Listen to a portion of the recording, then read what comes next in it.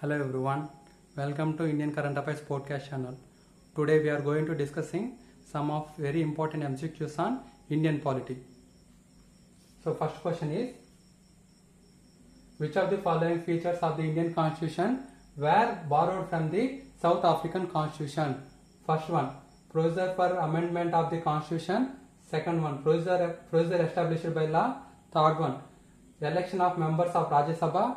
Fourth one, concurrent list. So answer to this one is, procedure for amendment of the constitution and election for members of Rajya Sabha are borrowed from the South African constitution, and procedure established by law was borrowed from Japan constitution, and concurrent list is borrowed from Australian constitution. Now see the explanation.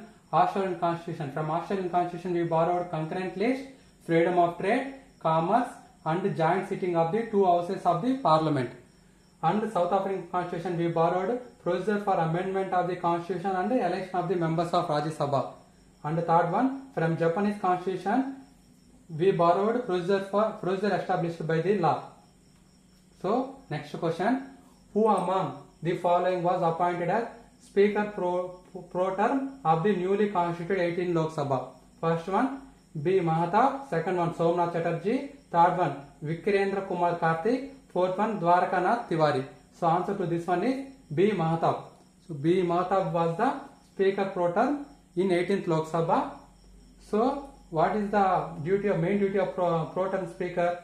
So his main duty is doing oath taking of all the MPs, and the next is electing the Speaker for the remaining period. So who appointed the pro term Speaker? So pro term Speaker was appointed by the President. So actually the person with most seniority is selected as a pro term Speaker. So next question is, consider the following statements regarding national emergency. The President can declare a national emergency on the ground of war under Article 352. Second statement, the proclamation of emergency must be approved by both the houses of Parliament within 6 months from the date of its issue. Third one, a proclamation of emergency may be revoked by the President at any time by a subsequent proclamation. So which of the following statements given above are correct? So if you see that one, first statement is correct, because under Article 352, so external aggression, that means wars, also one of the reason to declare national emergency. And another reason is internal aggression, like internal conflicts, anything. So then also we can proclaim the national emergency.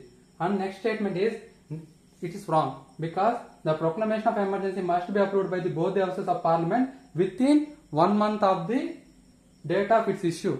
So within 1 month both the houses need to be approved that one. Otherwise it is stopped or eliminated.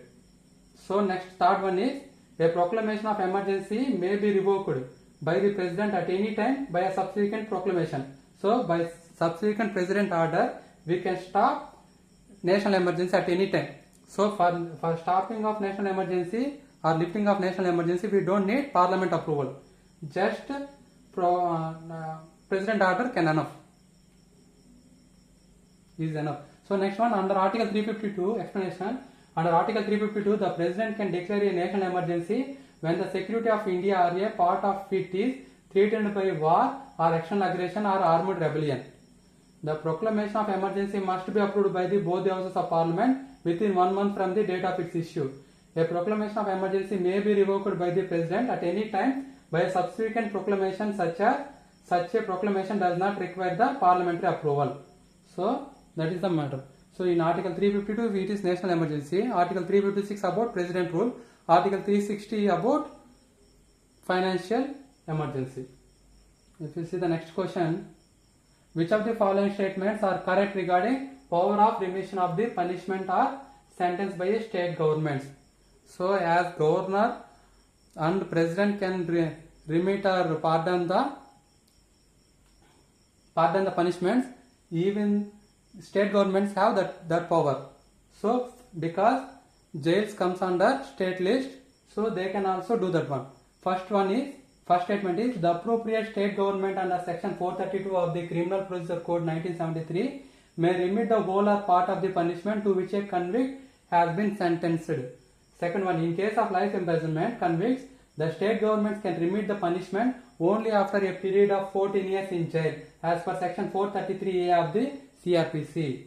So, Supreme Court struck down the remission granted by the state government of Gujarat to the convicts of Bilkis Bano's case, highlighting the lack of jurisdiction. So, in this one all the statements are correct. So, state governments can remit the sentence and also for any person who is life imprisonment, so for that person must be in jail for 14 years. It is one of the rule. So next one is Supreme Court struck down the Bilkis Bano case convicts release by the Gujarat government because that case is done by the Maharashtra, because Supreme Court converted that case from Gujarat to the Maharashtra because the Gujarat government may show some favorism to the convicts of the in this case. That's why it is transferred to Maharashtra. That's why it is not possible to Gujarat to release these convicts under this rule. That's why Supreme Court struck down that one. So now see the explanation. Article 72 and 161 of the Constitution provide powers to the President and Governor respectively to grant pardon, commutation, remission, respite or reprieve to a convict. These are sovereign powers vested in the heads of the Union and State Executive to be exercised on the advice of Council of Ministers. Apart from this, the appropriate state government under Article 432 of the Criminal Procedure Code 1973 may remit the whole or part of the punishment to which a convict has been sentenced. So now see the next question. So further explanation. In case of life imprisonment convicts, this remission can be done only after a period of 14 years in jail as per section 433A of the CRPC.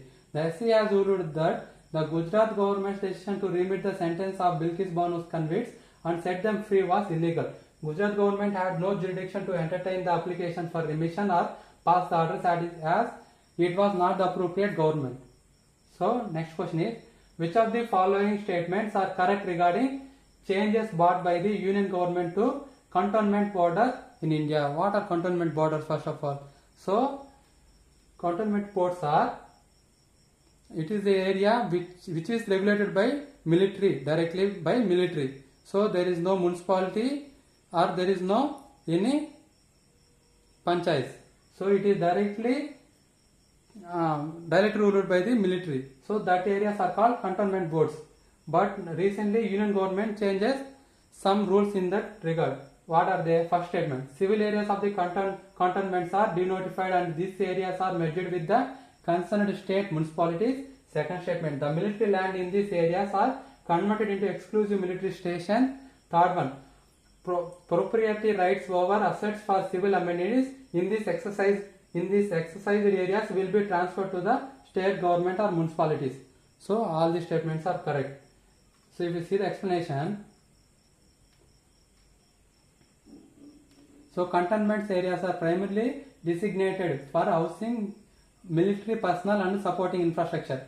The Cantonments Act of 1924 in India formalized the governance and administration of cantonments, providing a legal framework for their management, development and regulation. So third one, the center has issued a notification to denotify the civil areas of 10 cantonments.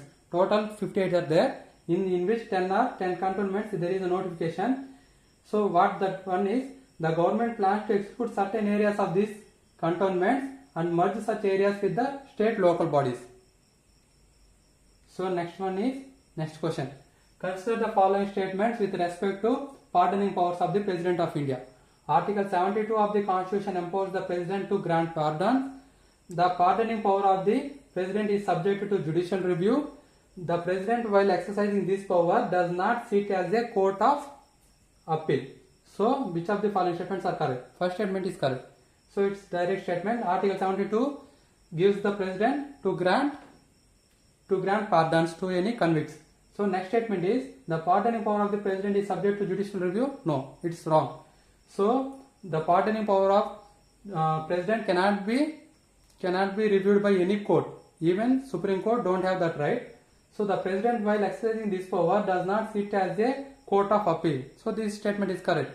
So it is just an executive order. It is not order given by a higher court than court which is given that orders.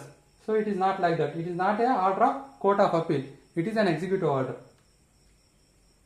So explanation: Article 72 of the Constitution empowers the President to grant pardons to persons who have been tried and convicted of any offence in all the cases where the punishment or sentence is for an offence against a union law, punishment or sentence is by a court of martial law, martial court, military court. So sentence is a sentence of death. So in all these cases, President can pardon the convict. So the pardoning power of the President is independent of the judiciary. So it is an executive order. But the President, while exercising this power, does not sit as a court of appeal. Next question. Consider the following pairs. Article 44, Uniform Civil Code. Article 48, Cow Slaughter. Article 40, Organization of Village Panchayats. So which of the following pairs are correct? All the pairs are correct. So these are some of the DPSPs. So Article 44 talks about Uniform Civil Code. Article 48 talks about cow slaughter. It talks about agriculture and then Article 40 is Organization of Village Panchayats.